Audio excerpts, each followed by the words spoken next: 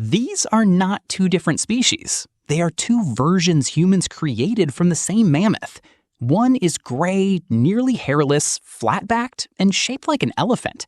The other is the shaggy, high-shouldered animal you already recognize and trust. The bones did not change. The mammoth did not change. Only the human picture of it did. So before you see the evidence, which one feels real? That first reaction matters, because familiarity may be making the choice before you do. Neither reconstruction started as a lie. One began as a reasonable guess, built from missing pieces and the closest familiar animal. Then that guess was mounted, printed, copied, and repeated until it slowly stopped looking like a guess. This is how one fossil became two different animals, and how a mistake came to feel real. A blurry photo starts loading on your phone. Before the details come into focus, you already think you know what you're looking at. A dog behind a fence, a face near a window, someone standing in the dark. Then the image clears, and you realize that part of what you saw was never actually there. Your mind filled it in. Early mammoth researchers faced a much harder version of the same problem.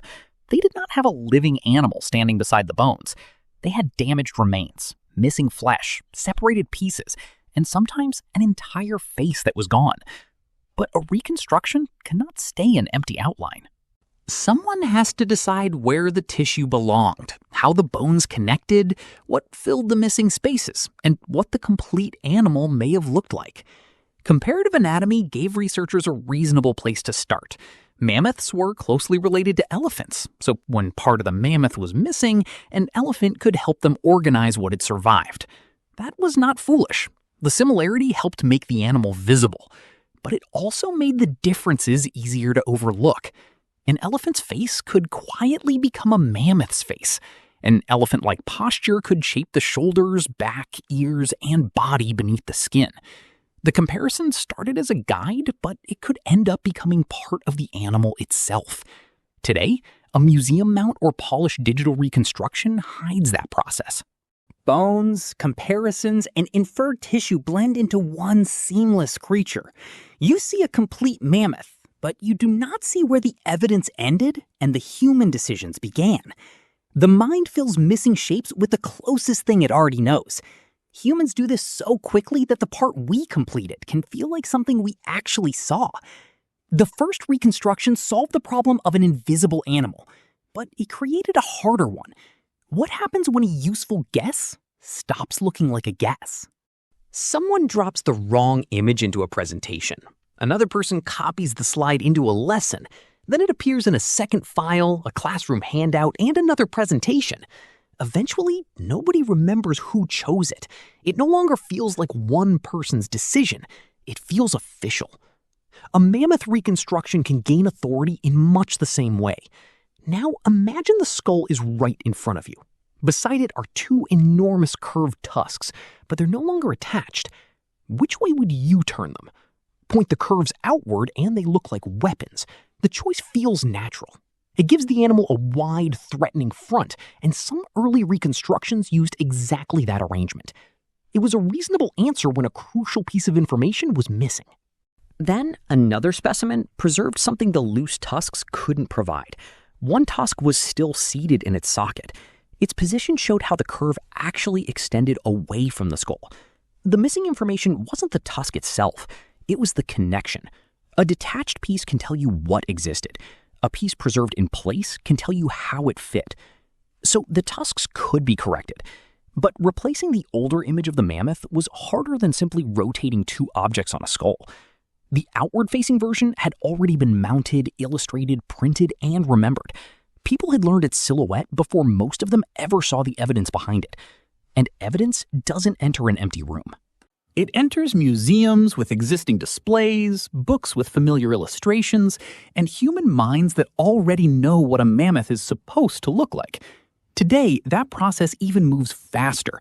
One dramatic reconstruction can spread through documentaries, games, toys, thumbnails, search results, and classrooms, while the uncertainty behind it remains almost invisible.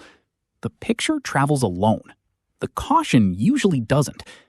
A repeated guess can start to feel like a fact. The deeper mistake wasn't simply placing the tusks the wrong way. It was allowing the finished image to become easier to remember than the uncertainty that created it. The tusks were finally corrected, but the body still looked like an elephant wearing mammoth hair. Your navigation app changes a route you've taken for years.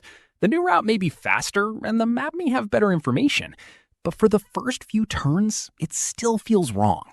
The road didn't change because the screen changed. The screen changed because the map learned something new. That distinction matters when we look at the mammoth. Correcting the tusks didn't correct the entire animal. Many reconstructions still showed shoulders that were too low, backs that were too flat, and ears that looked more appropriate on a modern elephant. Then hair was added. But adding mammoth hair to elephant-like proportions didn't automatically create a mammoth. It created an elephant-shaped body wearing a more convincing coat. So the reconstruction had to change again, one kind of evidence at a time. Better preserved carcasses revealed skin, hair, and soft tissue that bones could never show. Careful measurements of skeletons helped clarify the animal's proportions. Paleolithic artists offered another clue. These were people who had seen living mammoths, and their artwork repeatedly showed a distinctive rise over the shoulders and a downward slope along the back. Those drawings were not biological photographs, but they preserved a silhouette that many later reconstructions had missed. Then, evidence from preserved hair and ancient DNA made the question of color more complicated. The familiar dark brown mammoth may have been common, but genetic evidence suggests that pigmentation varied. The possibility of a lighter-colored mammoth does not mean every mammoth was blonde, just as a single coat color in a living animal does not define an entire species. Each type of evidence answered a different question. A tusk found in its original position showed its orientation. A preserved body revealed what covered the bones. Measurements of the anatomy corrected the proportions. Ancient art preserved the animal's living outline. Hair and DNA revealed possibilities that body shape alone could not. This is how scientific models are revised. In plain English, one new clue does not replace the entire animal. It corrects the part of the picture that the clue can actually address. That is why two common reactions are both too simplistic. Now scientists finally know exactly what mammoths looked like. Or if the reconstruction changed, they never knew anything. A correction is not the same as a failure, and an improvement is not the same as absolute certainty. Evidence is what survived. A reconstruction is what humans build from it. Modern images still compress all that uncertainty into one complete animal. One body, one coat, one color, standing confidently against the snow. That finished image is useful, but it is not a photograph recovered from prehistory. Changing the picture did not change the mammoth. It improved our model of it. And even the best reconstruction we have today remains exactly that, our best supported model of an animal no living person can show us again. So, which mammoth was real? Not the gray, elephant-shaped reconstruction, and not every detail of the familiar shaggy mammoth as if it were a photograph.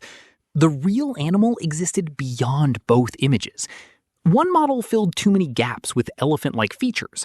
The other is supported by stronger evidence from anatomy, preserved tissue, ancient art, hair, and DNA, but it still combines what survived with careful human interpretation. That distinction matters. A reconstruction can be reasonable without being final. Correcting it does not mean the earlier effort was worthless. It means stronger evidence answered a question the older model could not. The mammoth did not change its tusks, raise its shoulders, shrink its ears, or alter its coat because humans discovered new evidence. Our picture changed. Do not confuse the map with the mammoth. The next time a prehistoric animal appears completely finished, ask one quiet question. Which parts were actually found and which parts were filled in? Not because the reconstruction should be distrusted, but because recognizing that boundary makes the science more honest. Humans do not just discover extinct animals. We place familiar animals inside the ones we cannot fully see. The mammoth stayed the same. So how much of every extinct animal comes from the fossil, and how much comes from us?